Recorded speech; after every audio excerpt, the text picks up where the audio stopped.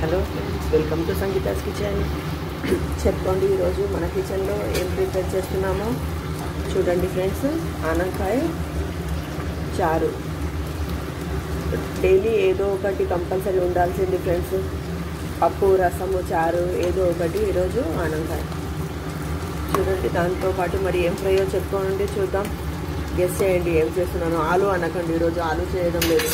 ఎక్కువ ఆలు ఫ్రై చేస్తాను, కానీ మా పిల్లలకి ఇష్టమని. ఈరోజు చూడండి, బెండకాయ ఫ్రై. బెండకాయ, పచ్చిమిర్చి, పల్లీలు, కరివేపాకు అన్నీ వేసి చేస్తున్నాం. చూడండి,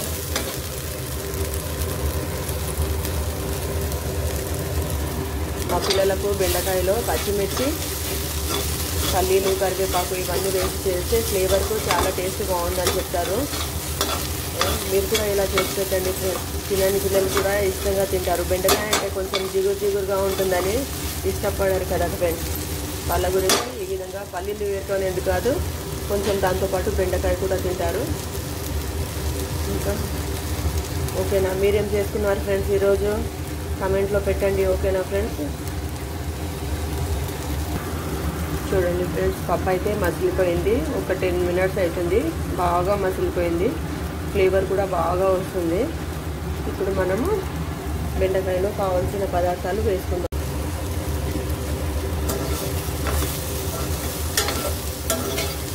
ఇందులో 1/2 teaspoon పసుపు, 1/2 teaspoon ఉప్పు, అల్లం వెల్లుల్లి పేస్ట్ వేసి బాగా ఫ్రై చేసుకుందాం ఒక 2 minutes.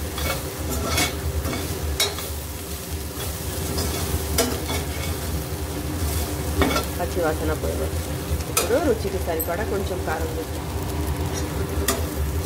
బెండకాయ ఫ్రై అయిపోయింది ఫ్రెండ్స్. ఇప్పుడు మాత్రం ఇందులో రుచికి సరిపడా కారం వేసుకున్నాం. ఒక 1/2 teaspoon ఫ్రై కదా, కొంచెం కారం తక్కువ పడుతుంది.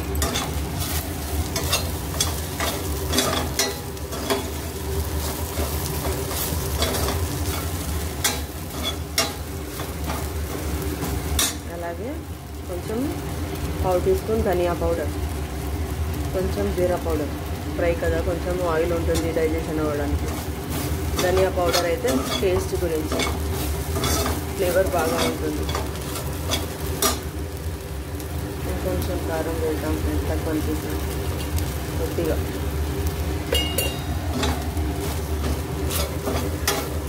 టేస్టీ బెండకాయ ఫ్రై రెడీ అయిపోయింది ఫ్రెండ్స్. నేనైతే స్టవ్ కట్టేసాను.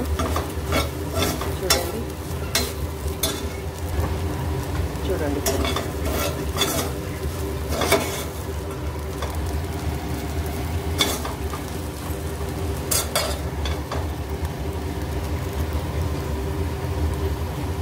మా రెసిపీస్ మీకు నచ్చినట్లయితే కామెంట్లో పెట్టండి ఫ్రెండ్స్. లైక్ చేయండి, షేర్ చేయండి, సబ్స్క్రైబ్ తప్పకుండా చేయండి ఫ్రెండ్స్.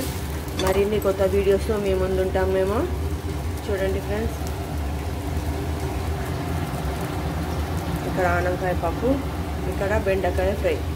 ఓకేనా? కాంబినేషన్ రైస్లో చాలా బాగుంటుంది, వేడి రైస్తో. Bye friends.